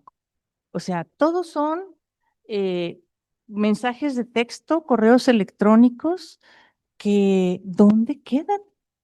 ¿Almacenados dónde? O sea, por ejemplo, tú vas de compras todo lo que tú necesitas para tu casa y después todo eso, todo ese registro se pierde. Ya no escribimos cartas, tampoco. Entonces, lo que teníamos de generaciones anteriores de esta práctica de dejar, pues, el recuerdo de la correspondencia de alguien, pues eso ya no existe. ¿Cómo crees tú que lo vamos a poder abordar? Estamos ante un reto difícil, pero creo que la manera de hacerlo es tratar de identificar estas nuevas estructuras y cómo se empalman las viejas con las nuevas. Efectivamente, ya no enviamos cartas, incluso creo que ya casi tampoco enviamos correos electrónicos más que cuando son para cuestiones institucionales. Ahora usamos el WhatsApp, ¿sí? Entonces, creo que lo importante es identificar esas estructuras que se empalman y esas dinámicas. Y en esas dinámicas y en esas estructuras, hacer este cruce para ver si encontramos nuevas formas de hacer comunidad, porque en realidad lo que teníamos con esas formas de comunicación era hacer comunidad o era entablar una estrecha relación persona a persona, pero sobre todo hacer comunidad. Entonces, el gran reto es analizar esas estructuras, ver cómo todavía puede haber algún resquicio de viejas formas de llevar a cabo estas relaciones, cuáles son las dinámicas y cómo se están complementando unas con otras, pero para mí creo que lo más importante es cómo estamos creando comunidad, cómo nos estamos comunicando para crear esa comunidad. Entonces, sí, quizá a lo mejor ahora estas comunidades virtuales sean lo que está de moda, pero en realidad ha dejado de existir ese cara a cara. Los bares están llenos, algunas plazas siguen estando llenas, algunos centros de baile siguen siendo ese referente, independientemente de que a lo mejor ya no bailamos danzón, sino rave, pero hay comunidad. Entonces, creo que estamos frente a este reto de identificar, insisto, estructuras dinámicas, pero sobre todo cómo estamos creando comunidad. Y en el saber cómo estamos creando comunidad, va nuestro aporte a la historia actual, a la historia contemporánea. Estudiar a los jóvenes es muy importante. Por supuesto, estudiarnos a nosotros, pero estudiar esas formas de convivencia de los jóvenes, cómo se están definiendo y también esas formas de resistencia de los jóvenes. Todos los jóvenes están convencidos que solamente va por ahí. Recientemente escuchaba que países como Alemania y Países Bajos están suprimiendo el uso de redes antes de los 14 años. Ya las quitaron, ya está prohibido. No puedes utilizar si eres menor de esas edades, usar esas redes. Y entonces volver al parque, volver al espacio de juego, volver a los espacios de lectura, volver, o sea, entonces también tenemos que ver si estamos recuperando algo de lo que anteriormente era usual. Eso es en esas comunidades. Por supuesto que nosotros en América Latina y en México tenemos y tendremos nuestros propios retos, pero creo que, insisto, hagamos historia de la comunidad, de cómo seguimos creando comunidad y eso nos va a llevar un poquito a ver esos empalmes, esas historias y esos tiempos múltiples de los que nos habla Braudel, para ver si realmente estamos viviendo en lo efímero o todavía tenemos un poquito de estas formas de convivencia que antaño eran pues parte esencial para el desarrollo intelectual, emocional, ¿no? Insisto, y de la comunidad. Pero muchas gracias por tu pregunta, porque sobre todo para nuestros jóvenes es muy importante que se posicionen, ¿no? Y ahora con todo un arsenal digital que reduce, sintetiza y a veces nubla y no permite hacer esa crítica, esa historia crítica. Em, en línea tenemos, bueno, tenemos aquí varios colegas, amigos, está Richard Salvucci, Rocío Hernández, quien también nuevamente manda un agradecimiento por la aportación, que ha sido muy interesante escuchar cómo todos los métodos y fuentes pueden estar al servicio sin importar el tipo de historia y pensar en nuevas líneas de investigación que van a surgir a partir de ello, ¿no? Y también tenemos a Alejandro López Meléndez, a Flor Salazar. Desde Veracruz también nos acompaña Gerardo Luis Martín Conde. No quisiera perderme más, pero son los que alcanzo a ver a Nadia Pérez Castro. También por ahí bien Natalia Apreciado. Tenemos por ahí bastante gente en línea, ¿no? No, pues yo los saludo a todos, y a todas quienes están siguiendo y ojalá tengamos la oportunidad de tener espacios de intercambio y esto que menciona la doctora María Isabel Monroy, pues nos debe de poner como historiadores y historiadoras en una alerta importante, pero también con esa posibilidad de que podemos aportar mucho desde nuestro campo a la comprensión de lo que estamos viviendo ya, de lo que nos ha absorbido ya. Y sobre todo creo que el mayor parteaguas justamente es el 2020, ¿no? Cuando de una u otra manera nos obligaron sí o sí a convertirnos también en parte de esas redes virtuales, ¿no? Después nos costó mucho trabajo volver a la presencialidad. De hecho, algunos espacios de intercambio académico no han vuelto a la presencialidad y claro, con la posibilidad de vernos de manera remota, por supuesto que abrimos el espectro a más comunidades, pero habría que ponernos la alarma de que la amplitud a veces también nos restringe otra forma de intercambio, ese cara a cara, esa presencialidad que siempre es tan rica, ¿no? No sé si ustedes quieran hacer alguna observación, comentario, sobre todo.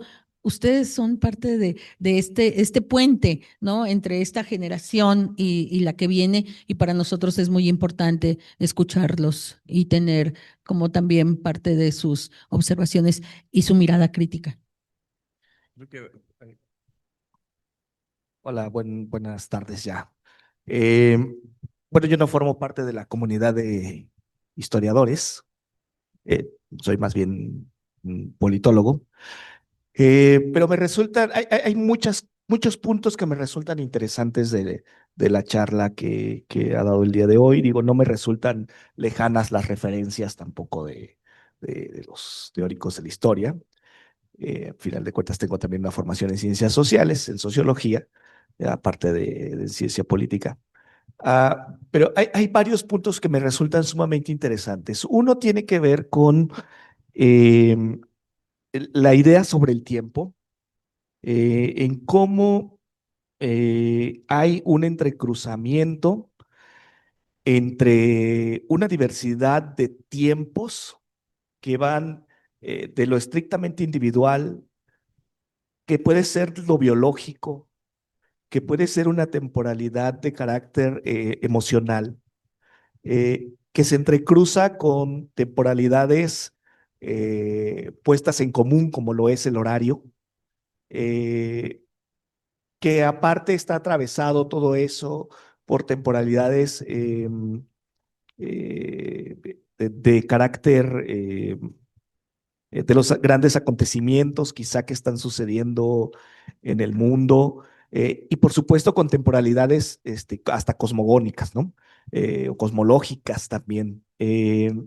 Y es muy interesante no solo para el ejercicio de la historia, sino también para el análisis sociológico, para el análisis politológico, tener una comprensión muy clara de esos entrecruzamientos en el análisis de los diversos temas que podemos estar trabajando. Simplemente preguntarnos cómo nosotros podemos estar hoy aquí tranquilamente charlando sobre este tema mientras del otro lado del mundo pues hay una guerra, ¿no? Hay un conflicto, no nos vayamos tan lejanos, a lo mejor a unos kilómetros de aquí hay una balacera o hay alguna otra situación grave que implica la coexistencia de tiempos múltiples.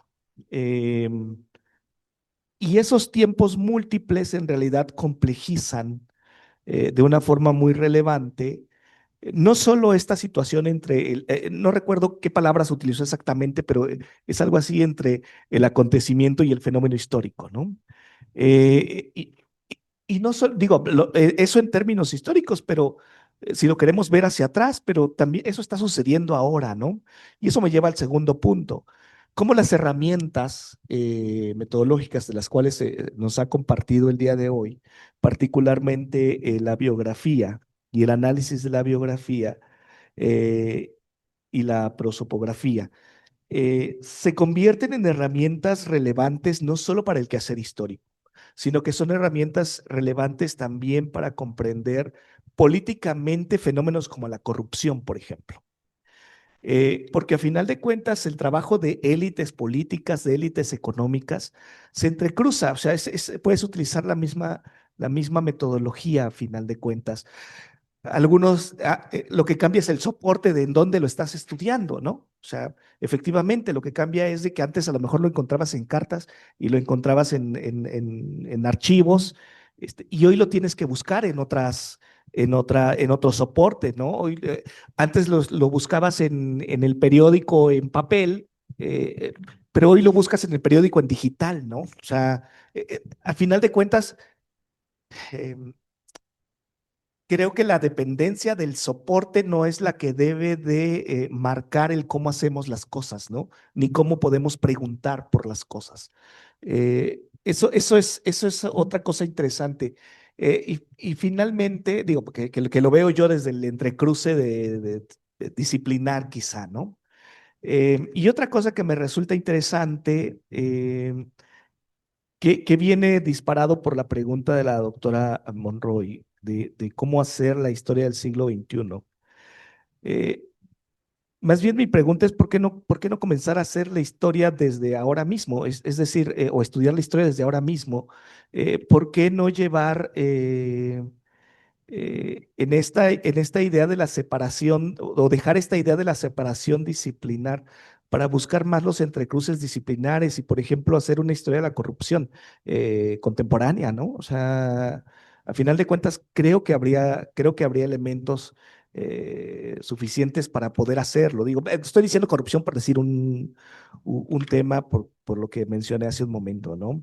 Em, a final de cuentas, también hay una historia de la ciencia. También podemos comenzar a generar estos recuentos de cómo, de cómo ha ido cambiando la física, como hace un momento lo mencionaban. Estos procesos que llevan a la física cuántica no salen de la nada. Hay escuelas de pensamiento, hay relaciones entre físicos, hay preguntas que se comparten. Hay simposios y reuniones como esta, de las cuales después salen otras ideas y trabajos conjuntos. Eh, eh, Creo que sería relevante ir comenzando también a tener ese tipo de historia, ¿no? Por ejemplo, estoy trabajando sobre algunas cosas de inteligencia artificial, no cómo se ocupa, ni cómo se usa, ni cómo se crea la inteligencia artificial, sino cómo se dan los procesos y las relaciones, justamente volviendo a lo que mencionaba hace un momento, y cómo se construyen ciertas comunidades para comenzar a generar este boom de la inteligencia artificial. Y ahí lo que tenemos son relaciones personales que están entrometidas con relaciones académicas, que están también con relaciones económicas, con relaciones políticas, y que nos llevan hoy a ver las discusiones que estamos viendo en el periódico de que si Estados Unidos, el gobierno de Estados Unidos va a vetar Anthropic o no, y entonces sale OpenAI a decir, pero conmigo sí, y sale Elon Musk con con Grok también a decir, pero nosotros sí. Y a final de cuentas eso está ahí. Y aunque quizá yo lo esté estudiando desde el ámbito politológico, no es solo el ámbito politológico el que está inmiscuido ahí o el que tiene interés ahí. Eh, Ahí sería relevante tener también a los historiadores dando cuenta de esas discusiones y de esas situaciones también. Bueno, esas son algunas reflexiones que me han despertado de escucharla. Muchas gracias. No, muchas gracias. Yo empezaría por decir que más que analizar rupturas, creo que tenemos que analizar continuidades. ¿Qué se va rompiendo, qué se va transformando, pero qué va continuando? Y estoy de acuerdo con que también debemos romper con la ruptura disciplinar, porque de otra manera, pues no avanzamos, ¿no? Ese sería un primer punto. Eh, Otro punto, haciendo referencia, Hueco, a las fuentes, pero también con la pregunta que hace rato planteaba la doctora Monroy. Pensaba en que sí, efectivamente tenemos hemerografía, también tenemos cartas, pero anteriormente también estaban los telegramas y de ahí podíamos sacar parte de esta forma de comunicación y luego los telegramas se intervinieron. Y entonces pues los telegramas ya no nos hacían como, o sea, nos hacían eco de unas cosas, pero no. Entonces, creo que detrás de la riqueza de las fuentes o el tipo de fuentes, creo que lo que viene es la triangulación de distintas fuentes para poder ir avanzando y identificar también cómo se van transformando las formas de comunicarse, el lenguaje, cómo va adquiriendo sus propias características para ciertas temporalidades. A mí ahora, por supuesto, que me sorprende mucho cómo se usan nicknames, se acotan las frases, precisamente por el tipo de espacio para comunicarse como puede ser el WhatsApp, cito esto, y la rapidez con que se responde y todo.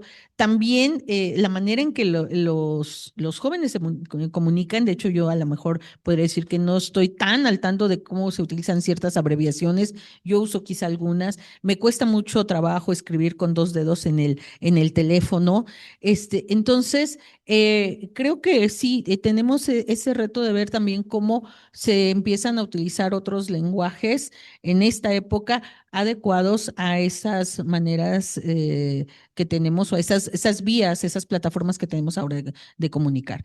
Tenemos ese reto para poderlo hacer visible. Eh, Creo que sigue la invitación a no trabajar o no simplemente hacer cronología de acontecimientos, sino de entender los fenómenos, llámese políticos, sociales, históricos, culturales. Y por ejemplo, muchos de los historiadores que están llevando a cabo ahora estudios, por ejemplo, cercanos a la salud, están llevando a cabo, por ejemplo, análisis de cómo los elementos que se utilizaron incluso en contextos prehispánicos, se han recuperado ciertas maneras de llevar a cabo curas para ciertas situaciones del el cuerpo. Y entonces, esa es otra ruta que se está recuperando por parte de los historiadores.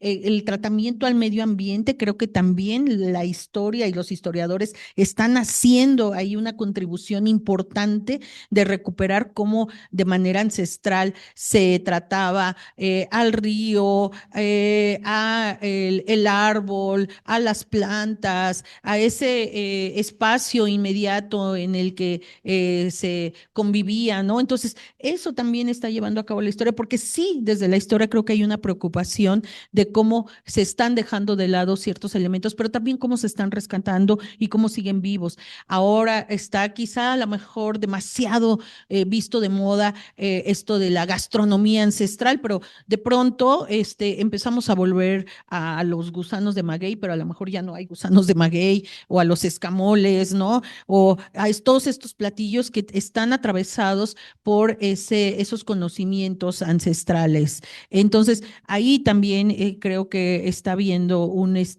pues una recuperación desde la historia y desde la historia vivida, la historia actual. Entonces, historia ambiental, historia de la salud. Creo que ahí nos está dirigiendo también nuestra disciplina y creo que nos lleva justamente a recuperar esos lenguajes, esas costumbres, esas maneras de relacionarnos a partir de estas prácticas, ¿no? Biografía y prosopografía, sí, definitivamente son clave, pero volvemos a lo mismo, igual que la larga duración, los tiempos múltiples, no es sencillo. O sea, hacer realmente una buena biografía tiene que ver más allá con ese relato cronológico de aspectos puntuales. Por eso, si queremos presentar aspectos biográficos, presentémoslo como aspectos biográficos para después abrir a posibilidades de una realización o reconstrucción biográfica o incluso prosopográfica. Yo en ese sentido creo que es importante. Y cuando hablamos de lenguaje, porque tocaste el tema de la corrupción, creo que también ahí los historiadores tenemos mucho que aportar. Como ahora entendemos lo que es corrupción bajo ciertos términos, a lo mejor en el pasado no era corrupción, ¿sí? Entonces yo siempre pongo el caso de el periodo las facciones ganadoras de la Revolución Mexicana y cómo se negociaba con el jefe máximo. Y ahí no había corrupción, porque estás trabajando con el jefe máximo y si el jefe máximo te está permitiendo y no hay una legislación que prohíba lo que tú le estás pidiendo, no hay en realidad un proceso de corrupción como lo entenderíamos de otra manera. Entonces, también eso de situar en el momento histórico con cómo se concibe un problema, un fenómeno, cómo se describe, cómo se entiende, no es lo mismo a como lo entendemos hoy en día. Y ahí sí tenemos que ser muy cuidadosos y rápidamente podemos, cuando hacemos una lectura de un trabajo, sí identificar si podemos realmente en términos históricos darle la legitimidad o decir que es un trabajo confiable o no es confiable, ¿no? Inmediatamente. Es como también cuando vas al norte y te dicen, estoy esperando un coche. Pues no, en la frontera norte no se utiliza la palabra coche. Inmediatamente van a saber que eres de fuera. Allá se utiliza carro. Entonces, esos elementos que en ciertas condiciones espaciales, históricas, temporales, nos permiten hacer ciertas observaciones, son lo que nos hace importante, es lo que hace importante el trabajo histórico, hacer esas anotaciones. Y por eso todas las notas al pie que vengan a reafirmar, a ampliar la información, siguen siendo relevantes en nuestros trabajos históricos. Las citas son muy importantes porque permiten ampliar de dónde viene esa información, cómo se está tratando, etc. O sea, aspectos mucho más amplios. Eso es muy importante, es parte de nuestro oficio, lo tenemos que hacer. No podemos ser instagrameables, ¿sí? Adelante.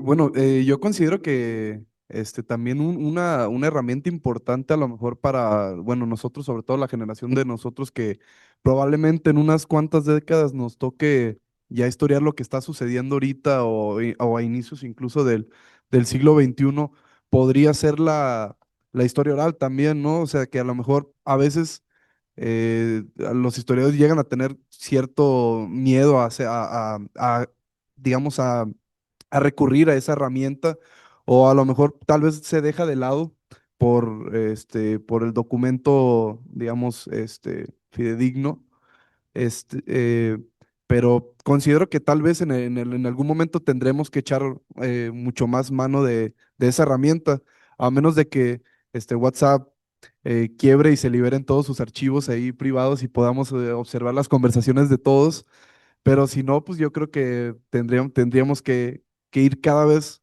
este, tomando más en cuenta la historia oral. También considero que, bueno, algo que me gustó mucho de la presentación es la, digamos, este puente entre las diferentes corrientes de la historia que creo que cada vez deberíamos de estar haciendo más, digamos que eh, por gustos, cada quien toma, digamos, una corriente que más le gusta, historia cultural, historia política, historia económica, pero pues sí, creo que a lo mejor un trabajo en el que se conjunten tres o cuatro de estas corrientes, puedes llegar a tener digamos, una narrativa mucho más completa y llega incluso hasta ser más interesante, ¿no? Digamos, el observar los aspectos culturales que son movidos por la economía o por la política dentro de una zona geográfica en específico tal vez puede ser mucho más completo de leer o de entender ciertos procesos históricos, ¿no? Bueno, ese sería nada más mis comentarios. No, muchas gracias, pero yo te diría que la importancia de la historia oral también se define en cómo planteen ustedes sus problemas de investigación. Eh, mi, mi trabajo y lo que yo les podría decir es que cuando quieres hacer, por ejemplo, un análisis de un problema que tiene una larga duración, pues muchas veces ya no vas a encontrar a las personas que te puedan dar, pero puedes hacer una combinación de perspectivas. Entonces, por ejemplo, yo en mi tesis doctoral de hace ya varios años, Lo que quería yo era hacer un análisis de cómo se construyó el empresariado fronterizo en un espacio del norte de México. Entonces, primero fue fuente de archivo y después fueron los sucesores de esas familias que crearon esas compañías. Entonces, hijos, nietos, no alcancé a bisnietos, pero me dieron esa información. Entonces, mucho el cómo recuperes la historia oral también tiene que ver con el tipo de aproximación o problematización que hagas. Y por supuesto, si vas a hacer historia contemporánea o de fenómenos contemporáneos, sin duda que la historia oral. Pero al igual que en estudios de corte cualitativo, lo más importante es que justifiques por qué esos actores y no otros, por qué elegiste a esas personas para recuperar. Y luego hay todo un proceso para ir decantando un gran grupo que después nos vaya a llevar a esos actores que nos permitan a través de su historia de vida de un espacio explícitamente definido, llámame como trabajador, ama de casa, qué sé yo, o una historia de vida o una biografía total y completa. Si eso no queda claro desde la problematización y que justifique que vas a llevar a cabo historia oral con estas características, entonces, o sea, los lectores tendríamos que empezar no a dudar, sino a dirigir, a decir, a ver, ¿por qué estás estableciendo que estos actores son los importantes dentro del problema? Entonces, siempre esa relación entre problematización, marco teórico, metodológico, debe de estar presente y no simplemente, bueno, pues es que como voy a estudiar, no sé, trabajadores en call center, bueno, pues entonces ya agarro a 3 chicos call center. No. ¿Qué estás problematizando del call center? ¿Cuál es call center? ¿De qué tipo de call center estamos hablando? Entonces tenemos que entrevistar al dueño del call center, a los más antiguos, a los más recientes, o sea, y entonces empezar a tener una identificación de quiénes son esos sujetos que nos van a permitir a través de su historia oral darnos información. No es nada más la historia oral por la historia oral, ¿no? Y el último punto. La confluencia de las distintas líneas historiográficas. Sin duda, ¿no? Volvemos al punto de la malvada división de las ciencias sociales, que ya Wallerstein y otros también señalaron. Es más, dijeron, además, a la historia la dejaron fuera, o sea, y cuando la historia debe ser transversal, pues sí, la historia es transversal. Entonces, la historia económica, la historia política, la historia social, bueno, creo que pueden confluir, pero vuelvo al problema de investigación que tiene que ser el tronco de de nuestras propuestas de análisis.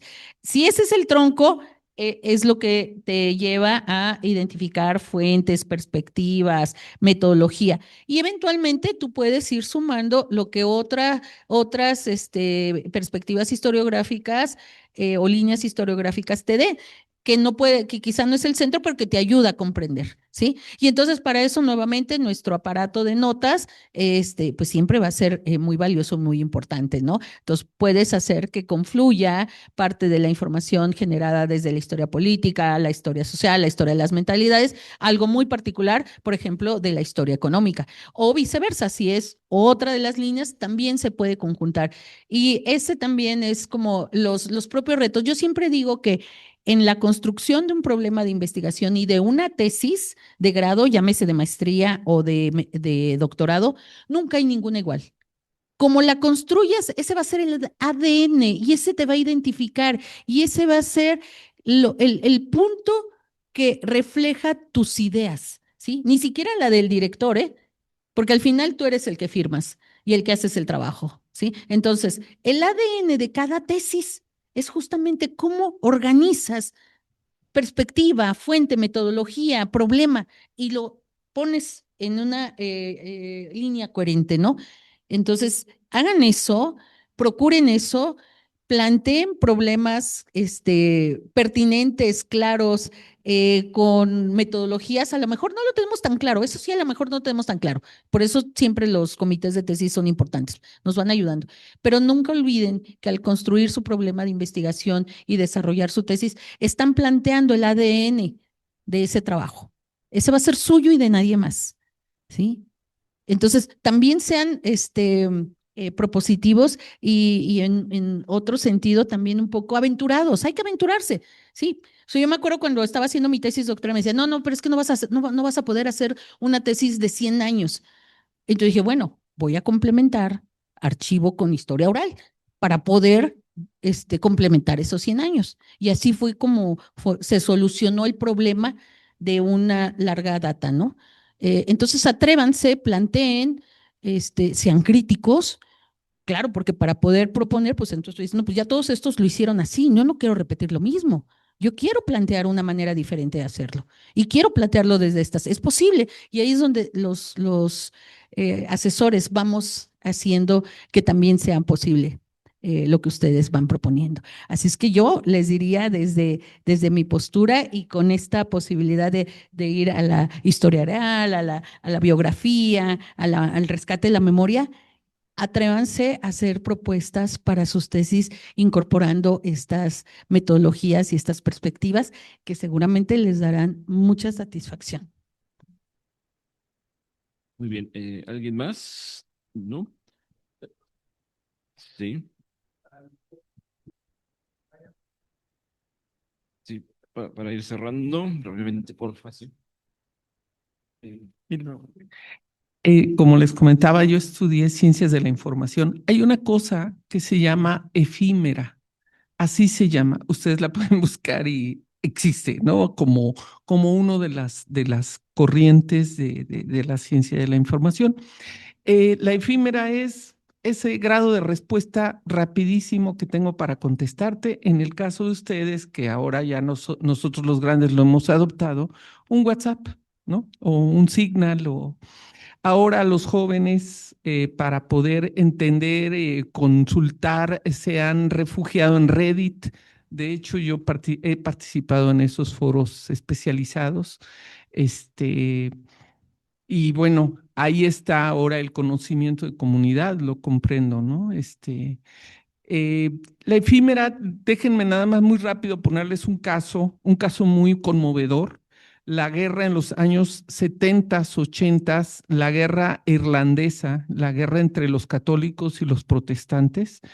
Ellos en un grado de respuesta rapidísimo sacaban papelitos contradiciendo lo que el grupo oponente dijera y eran papelitos que se entregaban nosotros, en las generaciones más grandes, vivimos con esos panfletos que se pasaban en las manifestaciones políticas, por ejemplo, aún en México, en todas partes, porque la plataforma era de papel, ¿no?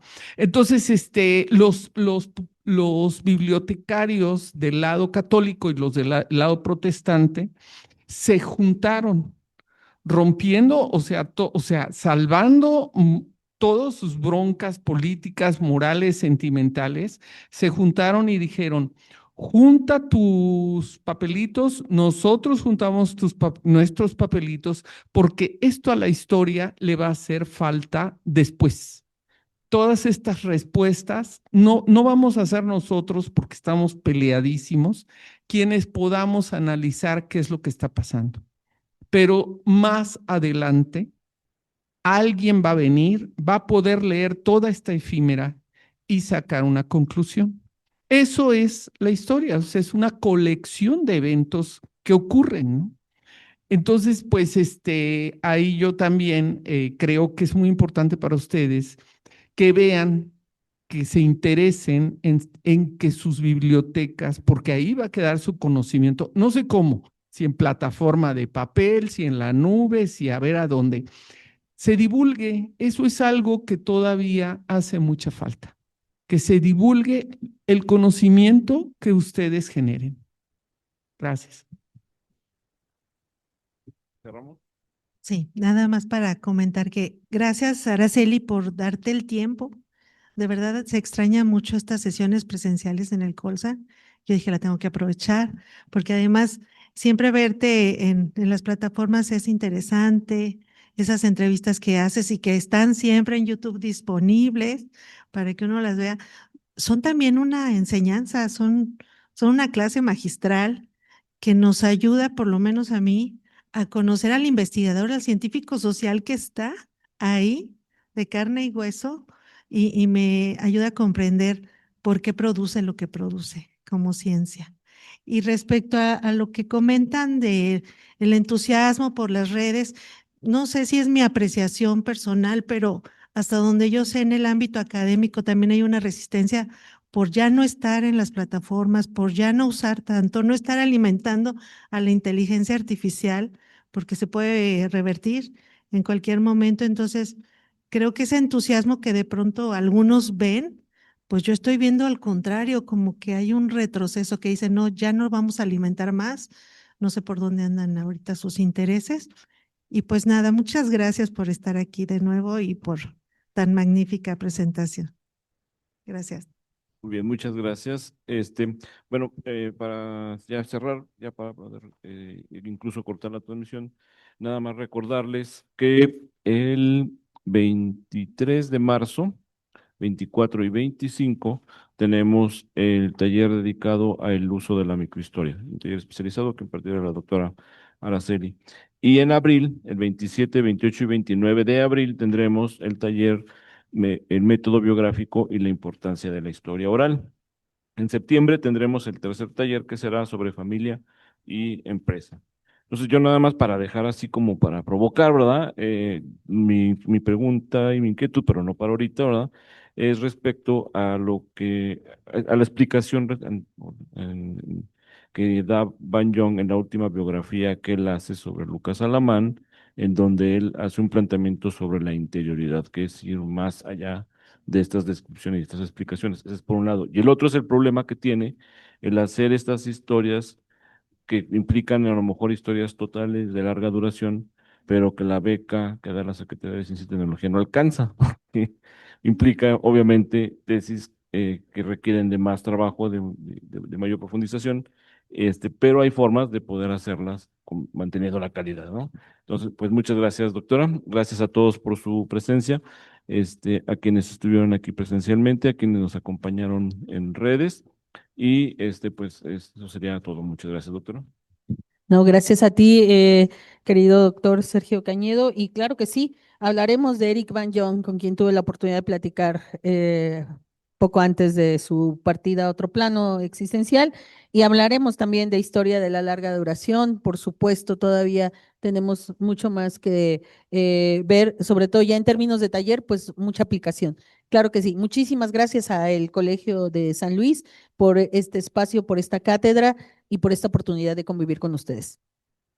Gracias. Entonces cortamos transmisión y les pido a los estudiantes que no se vayan, que nos den unos 3, 4 minutos más, por favor.